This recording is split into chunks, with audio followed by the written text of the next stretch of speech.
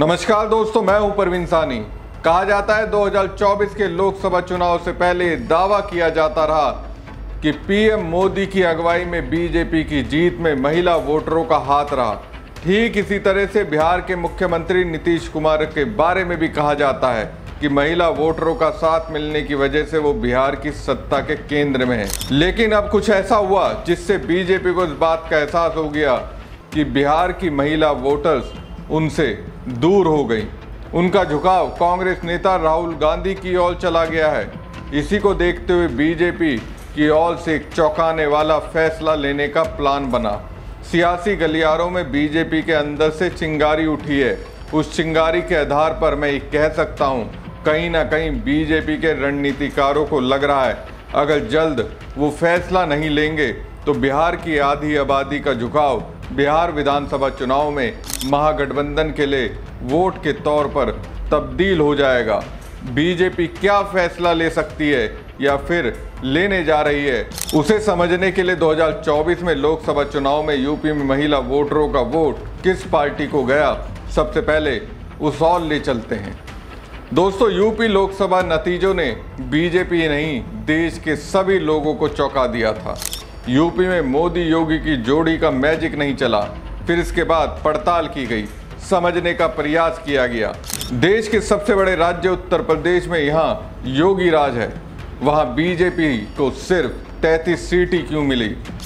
तो जो कंक्लूजन निकला उसके मुताबिक यूपी में बीजेपी की शिकस्त के पीछे महिलाओं की बीजेपी से नाराजगी रही।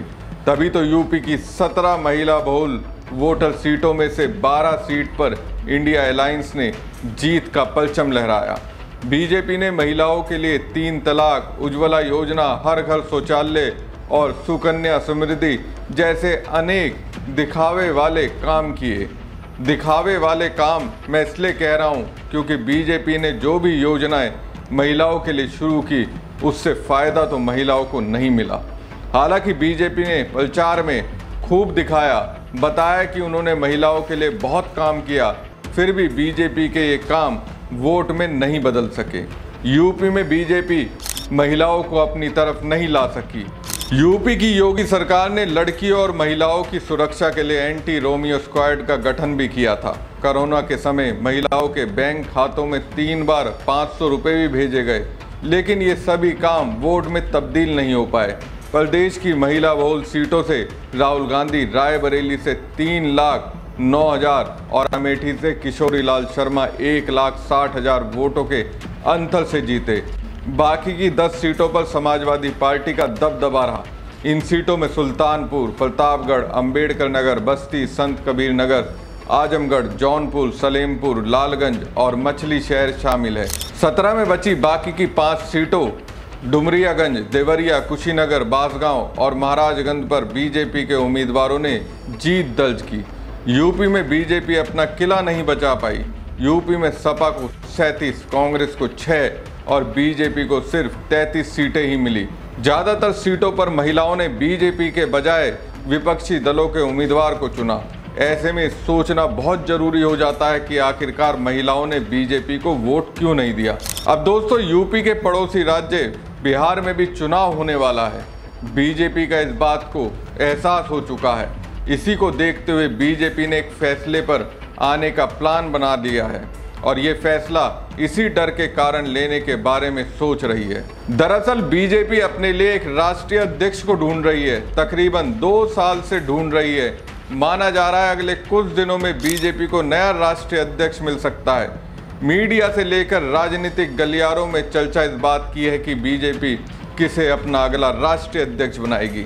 पिछले कुछ दिनों में केंद्रीय नेतृत्व ने कई राज्यों में प्रदेश अध्यक्षों का ऐलान किया और इससे पार्टी के संविधान के मुताबिक राष्ट्रीय अध्यक्ष के चयन का रास्ता साफ हो गया।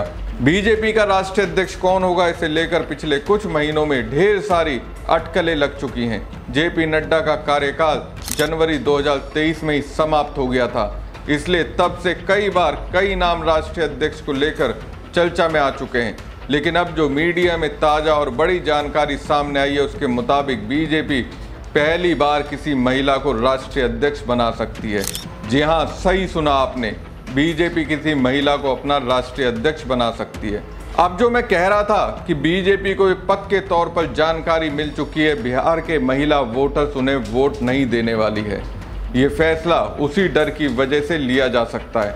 कहीं ना कहीं बीजेपी के रणनीतिकारों को इस बात का एहसास हो गया है बिहार की महिलाओं के लिए मोदी नीतीश फेवरेट नहीं बल्कि कांग्रेस नेता राहुल गांधी हैं, तेजस्वी यादव है।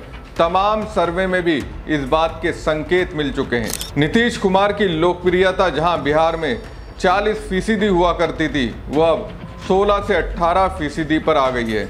जाहिर सी बात है महिला वोटर्स अब उनके साथ नहीं है, जबकि तेजस्वी यादव की लोकप्रियता 40% तक पहुंच चुकी है।